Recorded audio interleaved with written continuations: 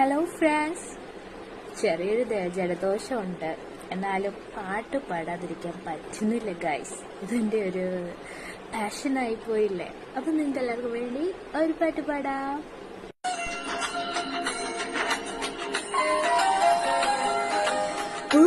മുല്ലപ്പന്തല് വേണ്ട, താലപ്പൊരി നിറയും വേണ്ട, പൂക്കൈത ചോല വിരിപ്പില്ലേ, പൂക്കൈത ചോല വിരിപ്പില്ലേ,